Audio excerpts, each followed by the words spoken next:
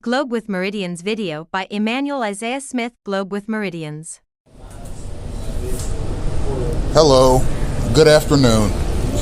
It is your host, Emmanuel Isaiah Smith, and today's date is Saturday, October 4th, 2025.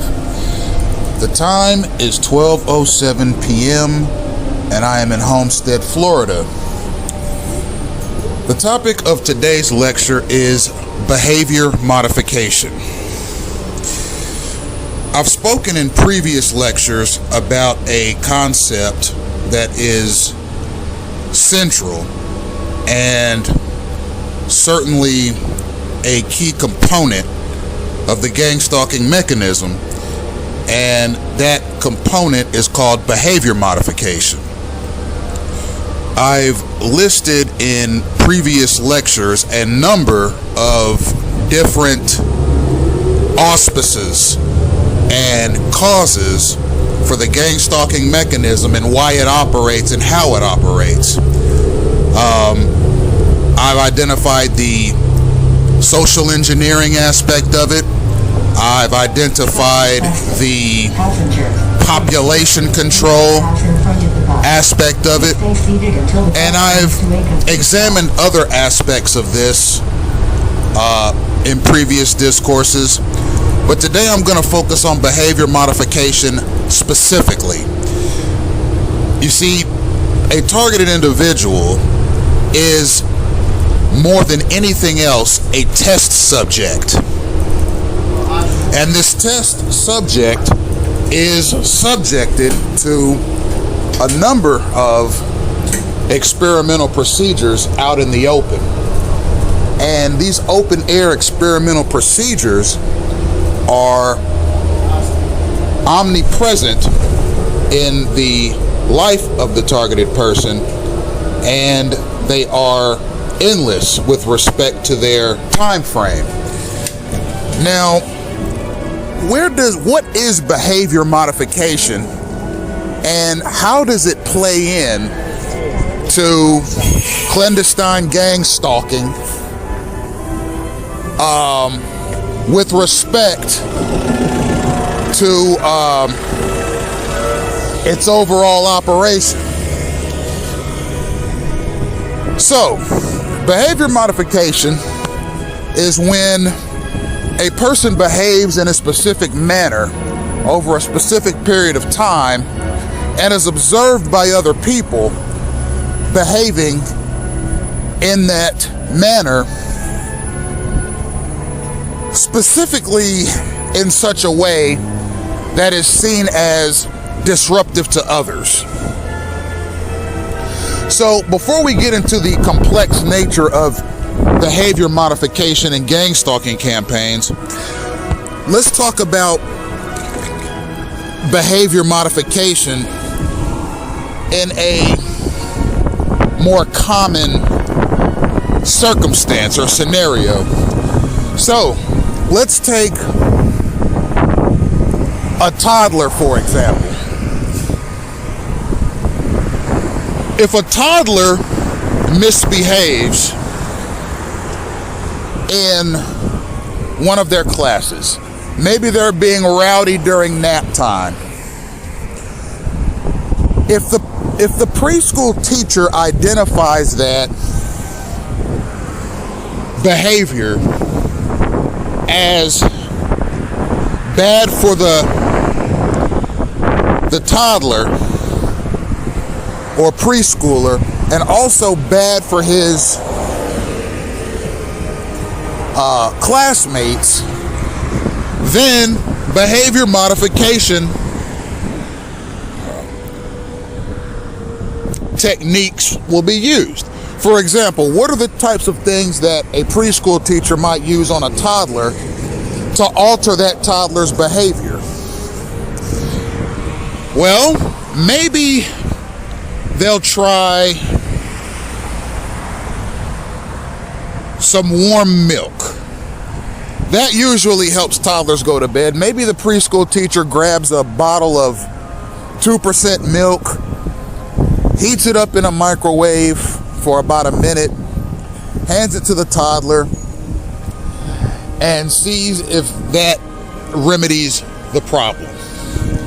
Because the toddler's exhibiting a behavior that the preschool teacher thinks might hinder the other toddlers in the room, the other preschoolers, from getting their nap. And as any parent knows, a afternoon nap for a toddler does their body and mind good. It does their body and mind well. And so not only for the growth and development of the other preschoolers, but for the growth and development for the rowdy preschooler, they want to use techniques to ensure that all parties are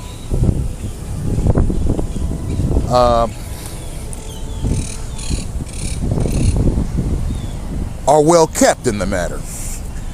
So the preschool teacher gives the toddler some warm milk, and still the toddler can't get any rest. He's up, he's jumping around, he's grabbing his toys, he's making noise. So the preschool teacher thinks of another remedy to modify the toddler's behavior. The preschool teacher sits the toddler up and explains in a voice that is gentle and in a way that facilitates good feelings. The preschool teacher says to the toddler, "Now, it's not nice to make noise while people are trying to get their naps." Something to that effect. To try to verbally help the toddler understand that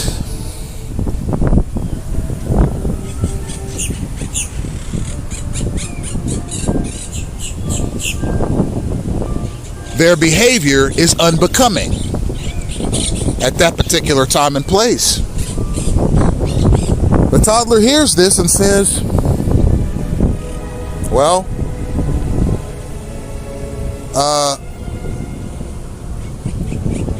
you're still making noise. Now you can play on the playground later if you're quiet." So there's a gentle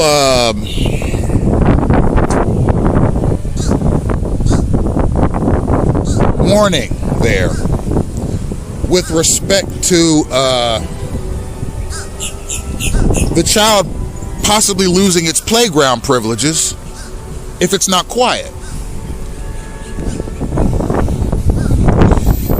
The child still makes noise, the child still jumps around, the child still... So now the preschool teacher, in accordance with the rules of the elementary school, has to take further action. Because preschool is a place for fun and games, it's a place for learning and growing, but it's also a place where you learn basic disciplinary procedures. And yes, a toddler understands when it's being disciplined. A toddler understands when it's being rewarded. At that stage of human development,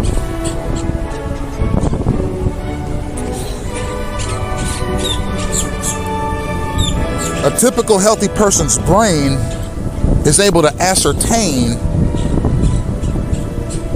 what is being communicated to them is acceptable and what's being communicated to them is not acceptable.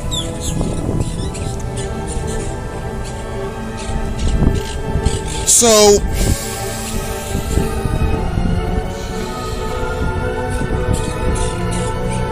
at this point, the teacher tells the toddler, and when I say toddler, we'll say about 4 years old. "Okay, you're not going to be able to play on the playground later. Your classmates, their nap is being disrupted and they can't rest. You can't play on the playground later. Now, if you're quiet, you get nap time. Tomorrow, if you're good, you can play on the playground again. So the preschool teacher offers the toddler a remedy and redemption to today's punishment, which is no playtime. So, having heard that, the toddler's obviously disappointed now, and the toddler makes even more noise. It causes even more of a commotion.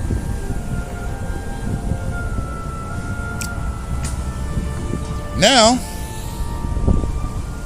the teacher, in accordance with school policy, has to take further measures. So,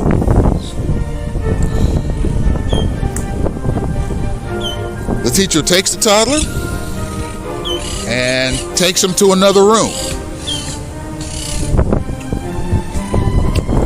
and has the toddler sit there by himself. They close the door and she goes back to the room with the hope that the toddler will see the situation and go to sleep for nap time, which is an hour, 12 p.m. to 1 p.m. Let's assume the toddler's been making noise for about the past 20 minutes. And there are 40 minutes left in the nap time. So, the teacher goes back to the room to monitor the sleeping, napping elementary school students. And she hears a crash through the glass door.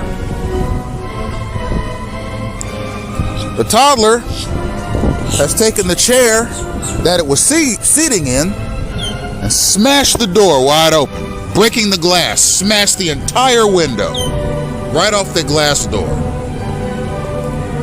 Teacher, stunned, gets out of the classroom and rushes over to the room where the disobedient toddler is and asks the toddler, "What have you done?"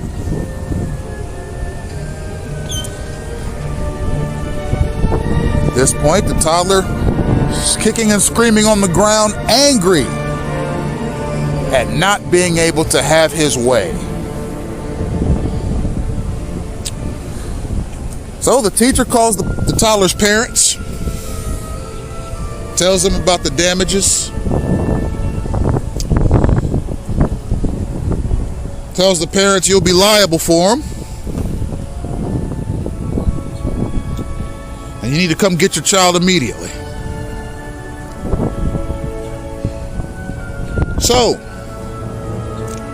the mother calls the father, who's at work, tells him what happened.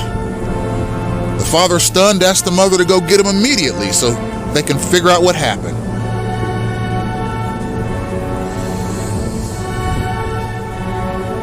When the parents arrive at the school, the elementary school teacher explains what happened.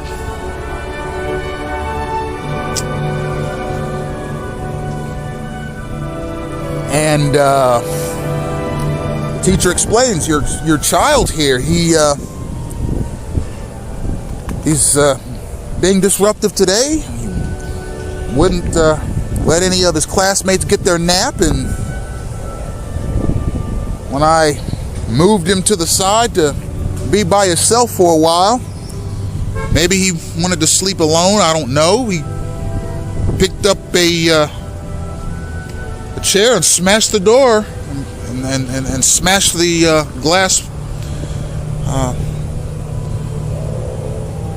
glass door all to smithereens. And the father goes, well, we'll pay for it, but we want to know a little more about what's going on. And the teacher recommends them to take the toddler to a pediatrician see if maybe it should be evaluated for some sort of a mental deficiency, which the parents take great offense to. And they promptly withdraw the toddler from the elementary school and enroll him in another to give the toddler a fresh start and to remove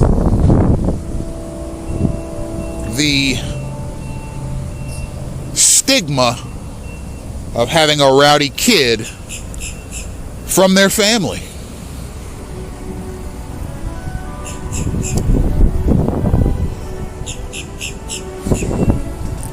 At the new elementary school, the elementary school teacher, of course, they welcome the new addition to the new school, but they can't help but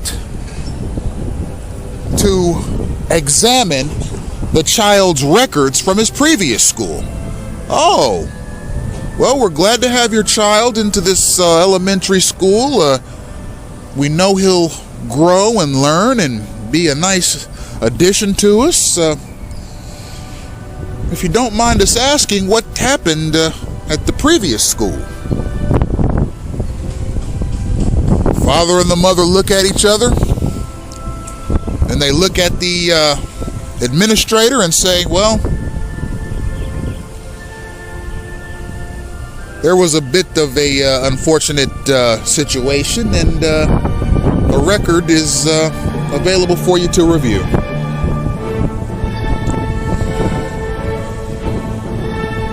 So, the parents ask what kind of behavioral remedies they use at this school. They let them know, well, you know, time out and things like that. The parents say that's okay, and they go ahead and move along. The kid is now enrolled in a new elementary school.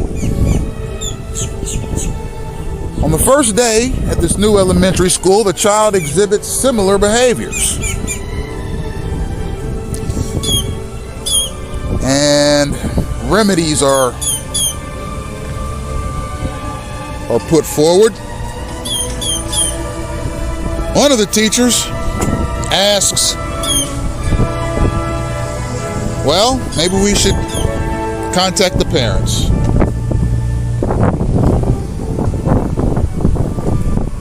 So the parents are contacted, and the mother suggests that they get the child looked at by a professional to see if the child has any sort of a mind disorder.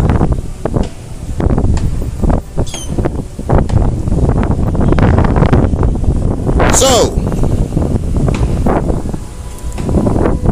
I'm going to stop the story there.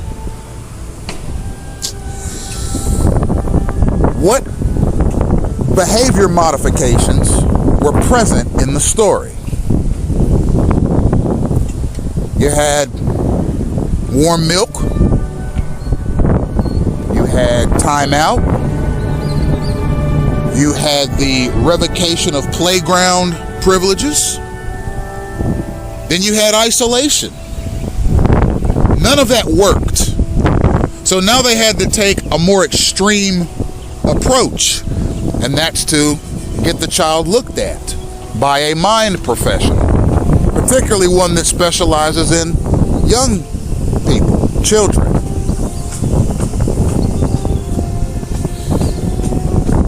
When dealing with a child, behavior modification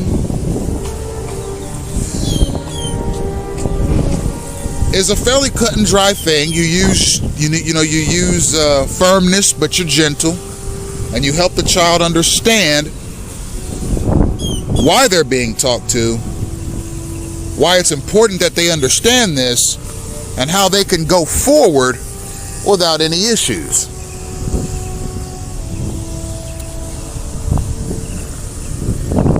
So, let's look at gang stalking in a similar vein. Let's look at clandestine gang stalking. And mind you, ladies and gentlemen, I do these lectures outside, and from time to time I will have to project or raise my voice in an effort to drown out the background noise. So adjust your volumes accordingly. Let's look at gang stalking, ladies and gentlemen, as a derived behavior modification protocol for adults. Okay. So, let's go down the checklist. You got an American citizen. At least he's an American citizen by name. He talks like an American. He uses standard American English.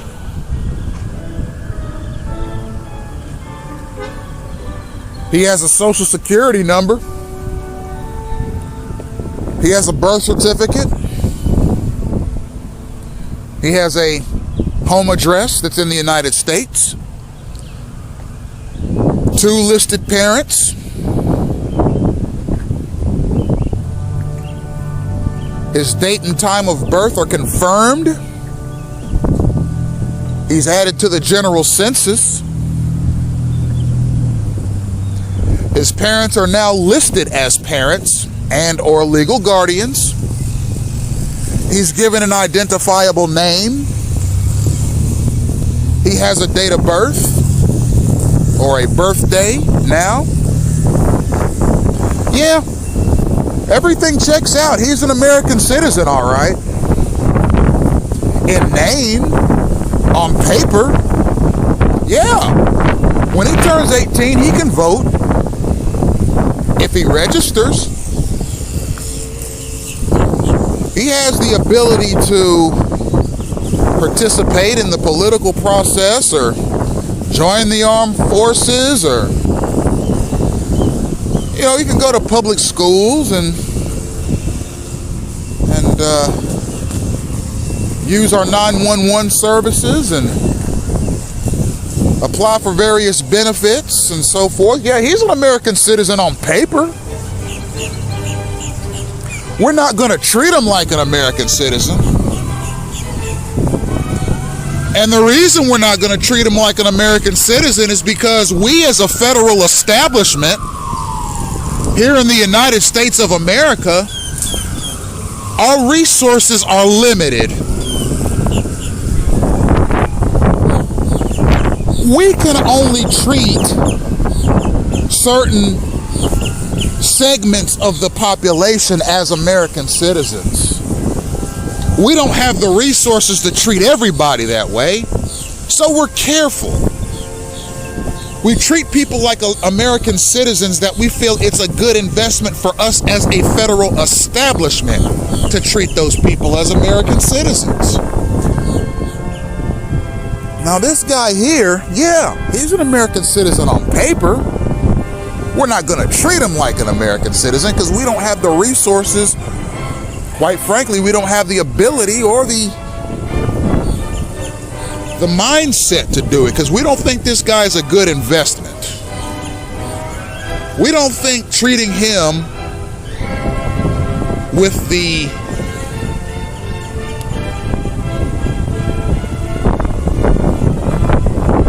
care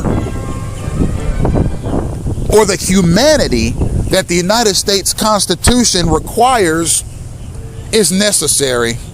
There are other citizens in this country we think will produce for society and contribute to society more than him.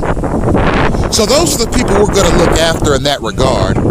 We're not sure how much this guy is going to contribute to society, so we're kind of just going to push him to the outer fringes of American society, and I don't know, maybe we'll run an experiment or two on him to gather data on behavior in adults when confronted with clandestine gang stalking campaigns. But you know, hey, look, at the end of the day, how old is he now? What, 40? I mean, how much longer has he got, right? He can only be a pain in our asses for 40 to 45 years tops. Then he's gone. Then we don't have to worry about this gang stalking stuff no more. And we can go right back to being a country again.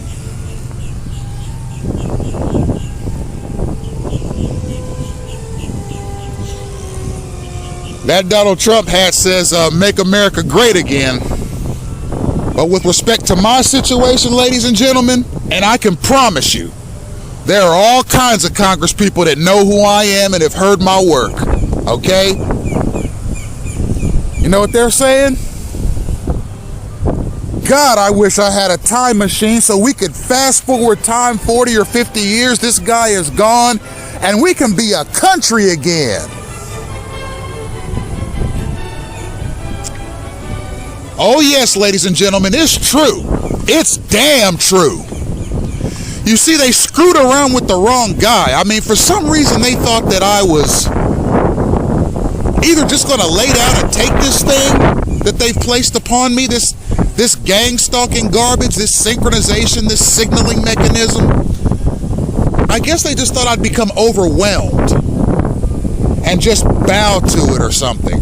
Or maybe I'd sit in a room and say, you know what, this must be the hand of God doing this. This isn't the work of man, this is God doing all this. I better get in line quick.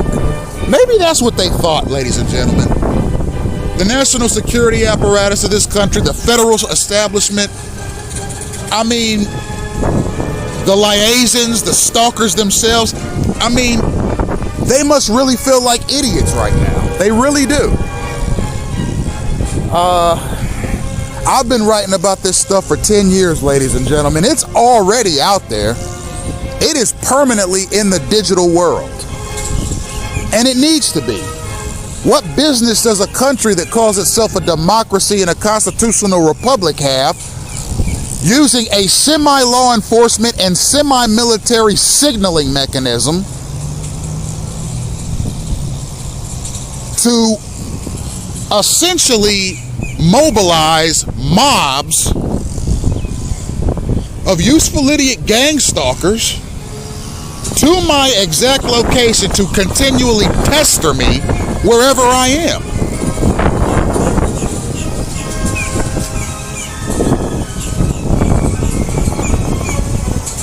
Well, let's take a look at Smith, ladies and gentlemen. Oh my goodness, look at this. When he was 17 years old,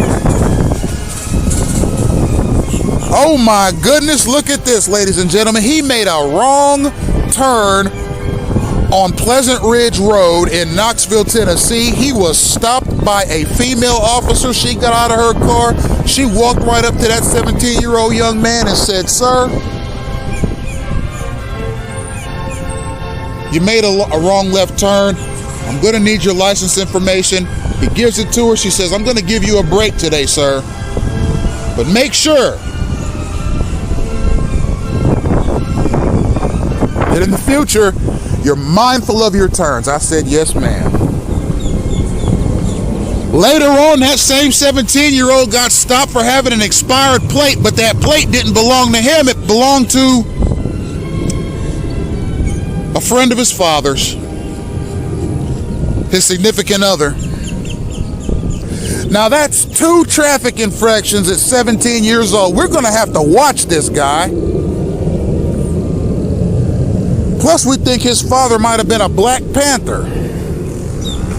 You know how they teach their kids. This guy's going to grow up to be a black radical.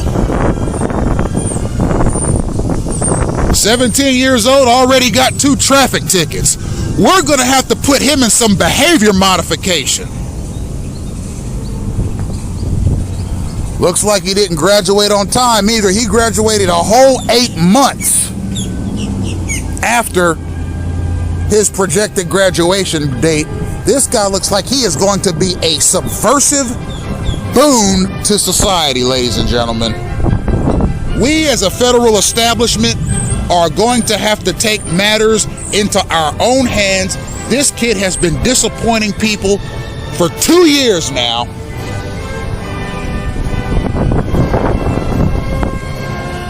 He's already showing himself to be a menace. There's a school record that we have saying that he got into a back and forth with his Spanish teacher his junior year. And there are a whole bunch of other records we pulled from his high schools that indicate that this man is going to be a problem in society. We've done all the remedies we're going to do. We're going to have to put the most extreme behavior modification remedies on top of Smith so that he won't destroy American society. So, there are pre-investigations, and I'm placed in a clandestine gang-stalking campaign. And yes, the school records play into this, okay? I've oftentimes said that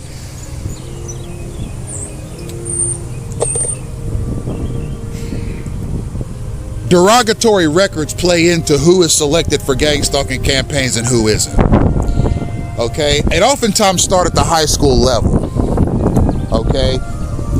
You remember that study that was done? It was probably in the 90s or early 2000s where there was a big study that was done. I can't remember if it was a watchdog group or if it was a federal study. I doubt it was a federal study because the federal government of the United States never does studies on complex social topics that might make the country look bad. Okay, so forget anything complex. And forget anything that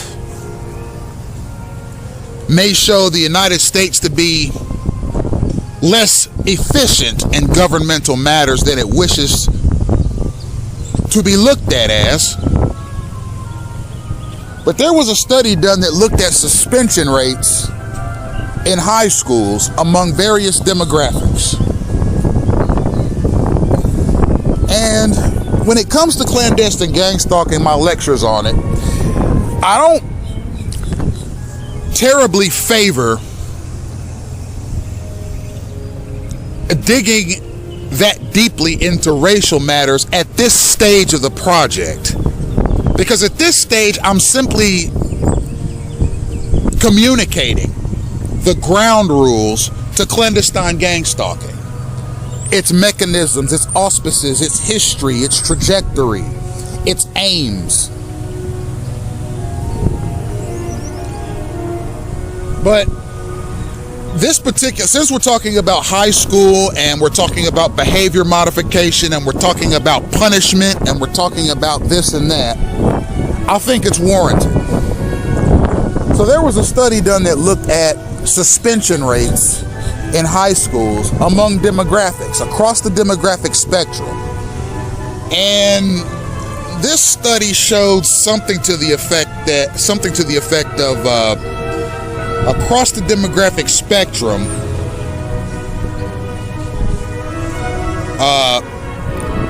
black men who, even though we're only, I think, 6% of the American population, make up something like 80% of high school suspensions. You know, where you get kicked out of your high school for a few days or a few weeks or forever.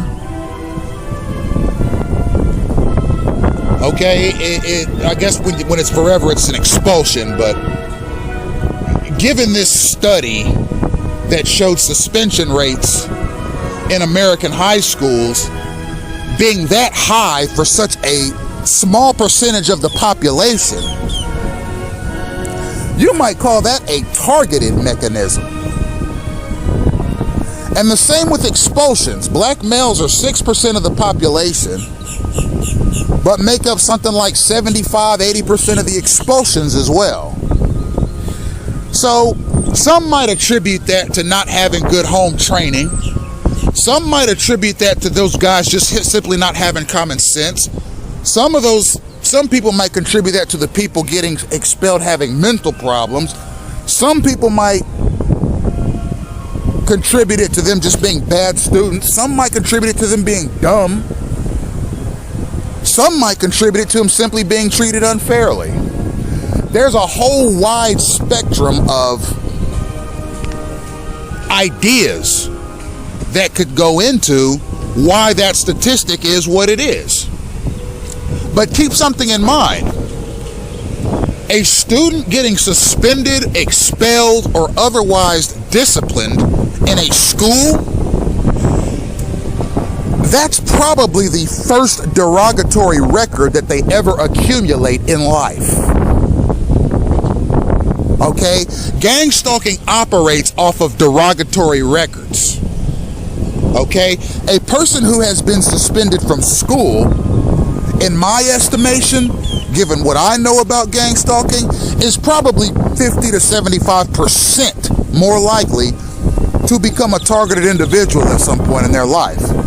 Because that suspension, that expulsion at your school, it marks you early on in your life as a potential troublemaker.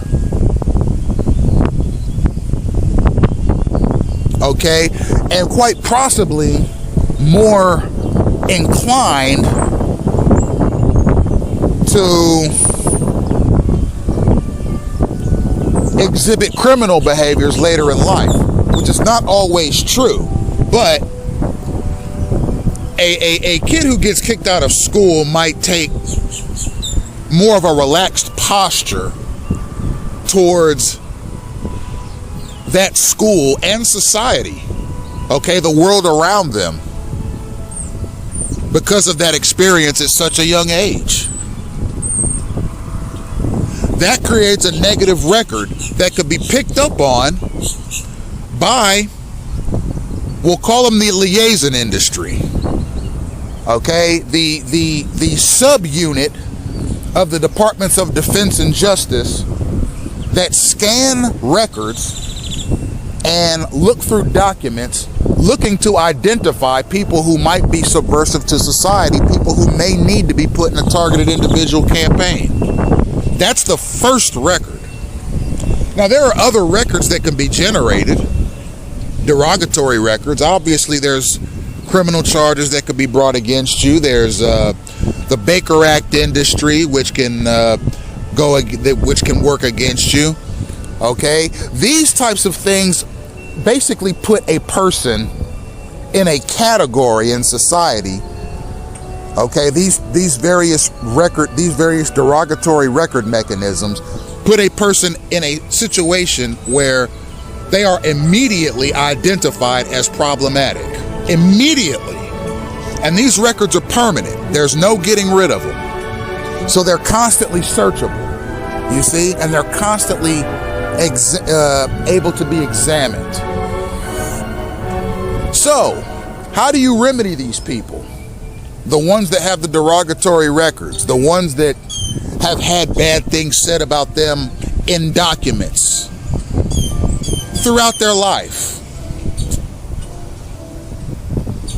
Well, and this is the liaison industry. We don't know them personally. We don't know her personally. But based on all these derogatory records we've got on them, we think they need to be disrupted. That's the behavior modification. We don't think that you are capable or able, and this is the federal, these are wards of the state now, wards of the federal establishment of the United States. We don't think you're capable or we don't think you're willing, we don't think you're capable of contributing to American society at all, based on these various records that we have on you, based on stuff that has been written about you by people that supposedly know you the most.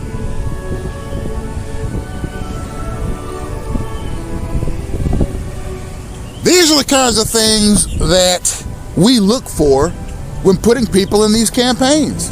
We don't want you terrorizing society, so we're going to let society use a signaling mechanism to terrorize you instead. Because they're good people. They went through their whole high school career with no problems. They went through, some of them, right to work or their whole college career with no problems. Some might have criminal records now, but they've contributed to society enough to where the criminal records that they've accumulated since they've become contributing members to society don't matter to us anymore. We know that that person, even with a criminal record, is going to contribute to society more than you will, Smith. And quite frankly, we have all this beautiful technology that we, the federal establishment of this country, have purchased from the military-industrial complex. We have, you should see it, Smith, we have beautiful stuff. We have scalar waves. We have ultra-low frequency. We have gyrotron. We have mind uploading technology. We have brain-to-brain interface. We have stemeceivers. We have hydrogel. We have smart dust.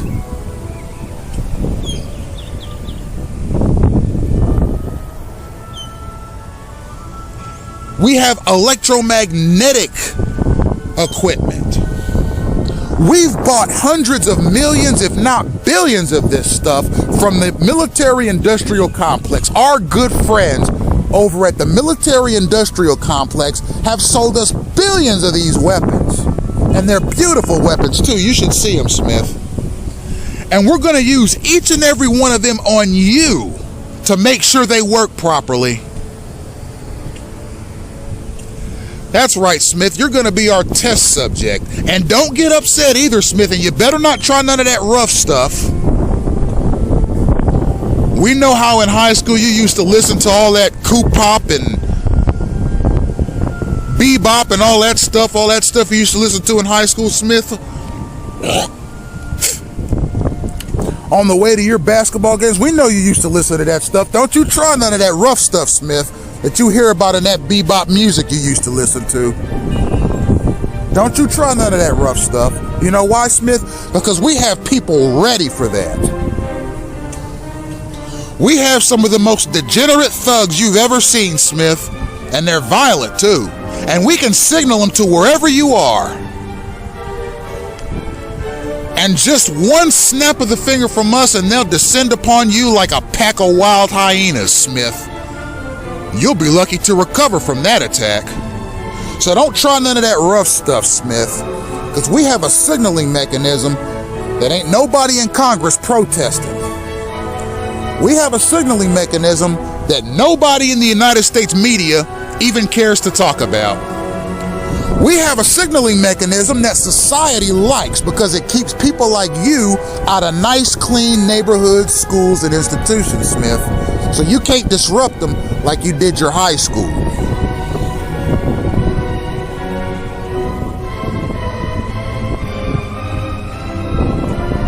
We are going to totally transform you, Smith. This is the most beautiful experiment this country has ever done.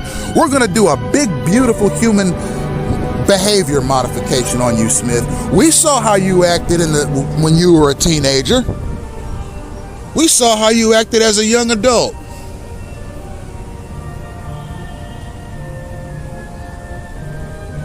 You had 2 kids out of wedlock. What's the matter with you, Smith? And you had them with a foreign national?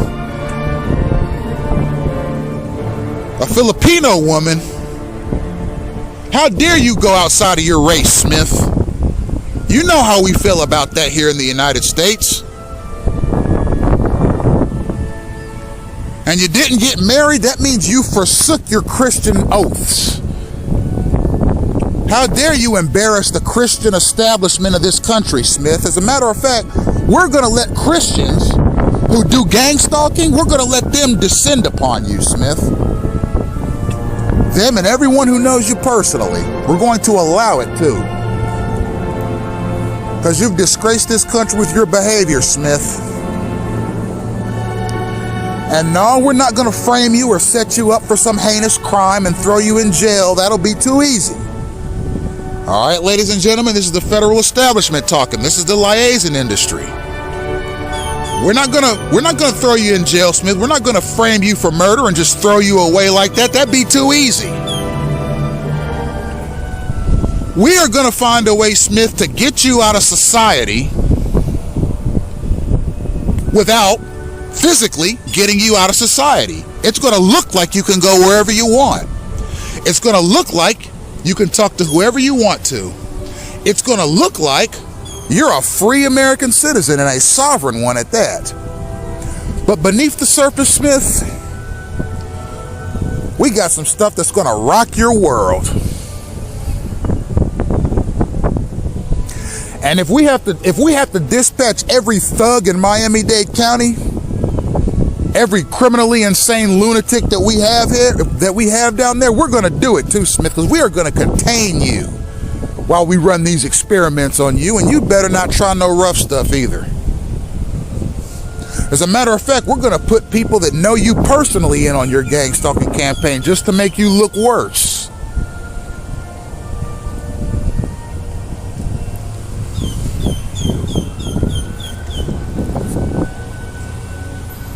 And you know what, Smith? If you come forward about this, we have a whole agency of people that are going to discredit you at every turn.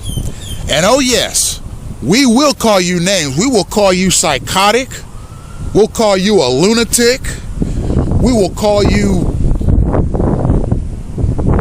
stupid. We'll call you any number of things we want to call you, Smith, because you ain't about to expose this program.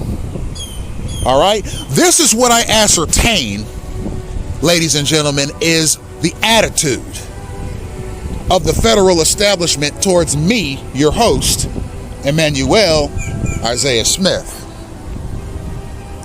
This is their attitude. This is their attitude towards me. And furthermore, their attitude is one of, you're inferior to the people that we got stalking you, even the ones who can't read or write, that we got gang stalking you, Smith. You're inferior even to them. Okay, you're inferior to the ones that have 10 or 15 felonies on their record, even though you yourself, Smith, have no criminal record. You're inferior to the child molesters we got stalking you. You're inferior to the criminally insane lunatics we got stalking you. You're inferior to the entire lot. As a matter of fact, everyone we've ever put on you, Smith, we have identified them as having superior characteristics to you. And we think they've lived their lives more responsibly than you have.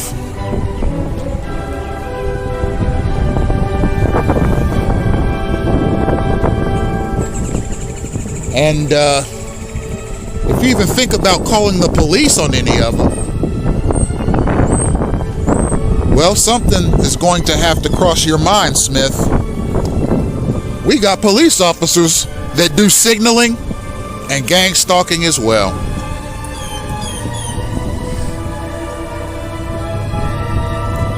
So try if you want, Smith.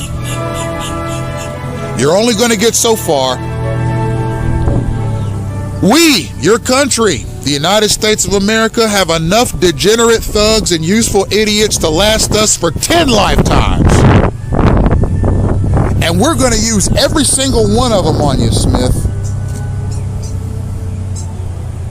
And if you get close to anybody, if you take a significant other, if you take a wife, she's going to be in a targeted campaign too, because Smith, what woman would want a guy like you who your country has deemed as useless? So any woman who wants you, Smith, must be crazy herself. She must be degenerate or a troublemaker herself. So any woman that gets with you, Smith, in a serious relationship, we're going to put her in a targeted campaign too. And no one's going to talk about it either, Smith. Watch how we make the religious establishment in this country shut up. Watch how we make the media shut up. Watch how we make Congress shut up. It's just you versus us, Smith. And we don't think you're going to win. Now, ladies and gentlemen, while the federal establishment of this country, the national security apparatus, and the liaison industry are running their mouth, all that stuff, I'm behind the computer exposing this damn thing. And I've been exposing it successfully for 10 years now. Everything I'm saying is pinpoint accurate. And all they can do now, because they've already been outclassed by me, all they can do now is try to get me sick or intimidate me. That's it. That's all they got left.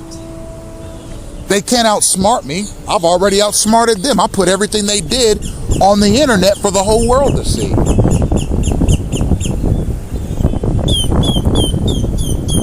They didn't change my behavior, ladies and gentlemen. I changed their behavior. You see, there was nothing wrong with me to begin with, and there's nothing wrong with me now. I am a contributing member to society, and I always have been. This malicious potluck of human depravity, called clandestine gang-stalking, was heaped upon me so that the United States Congress would have an excuse to buy an extra $100 billion or so of equipment from the military-industrial complex, enriching their executives and raising their stock prices.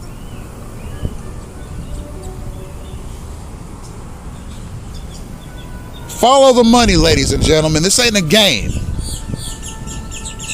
This is real life. This is really happening.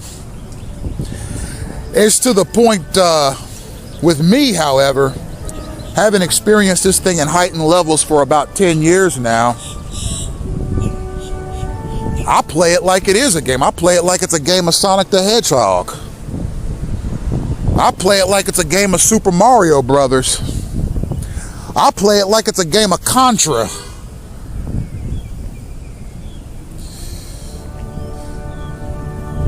Okay, I'll play it like it's a game of Duck Hunt or Ninja Gaiden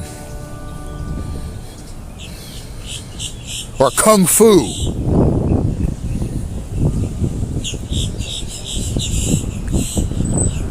Or Virtua Fighter. I do play it like a game because I got it down pat. You know, it's kind of like you watch a boxing match and you're watching your favorite boxer fight a boxing match.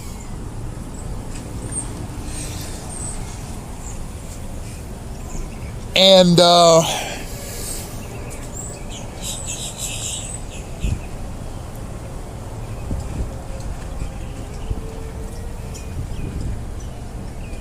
if you're a fan of the defensive-minded boxers, okay, in my era, the boxers that had the really good defense were the ones that usually had the longer careers, and they were typically more successful, not only in winning championship titles, but in their lifetime earnings in the sport. So a number of those very skilled boxers, I'll name a few: Floyd Mayweather Jr., Bernard Hopkins, Pernell Whitaker. Okay, there was another real gifted one named Guillermo Ragandao.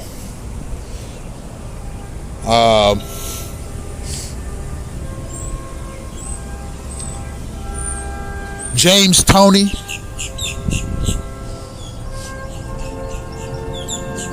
Okay, these were considered the top-notch prize fighters of my era growing up. And one thing that you notice when they were fighting an opponent, they would pick their opponent apart technically in the ring, being very careful as to the strikes that they took, so as to reduce their opponent's ability to counter them.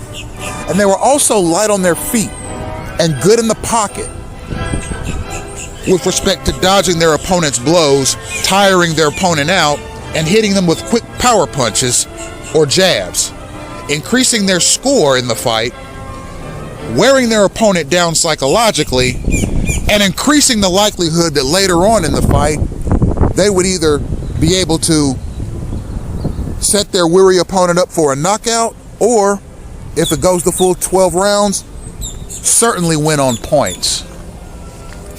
Sometimes you see announcers make comments like, Boxer A has Boxer B completely timed. They know every punch they're going to throw before they throw it. They can see everything coming ahead of time. It's like they have a crystal ball in front of them. There's nothing their opponent can do to get close to them, because every step the opponent takes, fighter A is ready for it and ready with a counter. That's how I got my stalkers. Okay? If this was a championship boxing match between me and the gang-stalking establishment in the United States, I've already won on points. Okay? The fight can drag out as long as you all want it to drag out. I've already exposed your mechanism. I've figured it out line for line. I've picked it apart, and I've made it available for the whole world to see. Okay? If you want to continue this atrocity, this human rights catastrophe, this crime against humanity that you very foolishly implemented without the full approval of Congress and without the will of the American people, you can continue it. But it's going to cost you politically and administratively, and it's going to continue to make your families, your countries, your own selves, and the gods you worship look bad.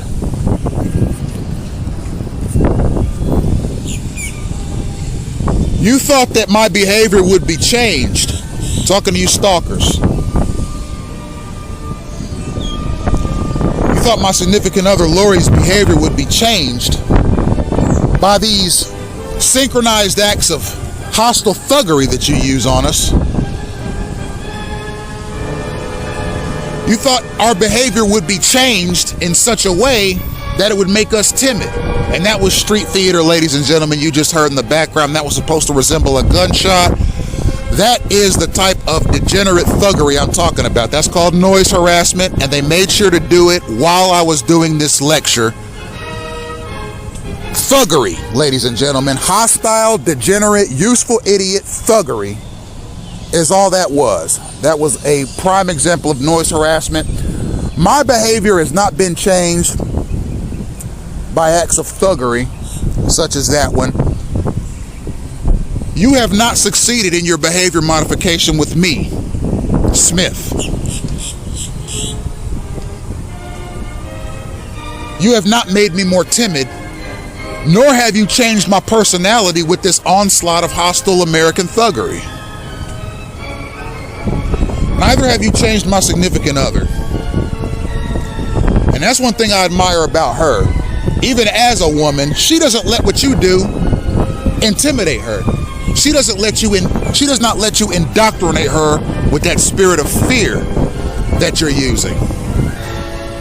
And not only am I going to protect her, but as they say at the beginning of all heavyweight championship prize fights, I'm going to protect myself at all times. Thank you for tuning in, ladies and gentlemen.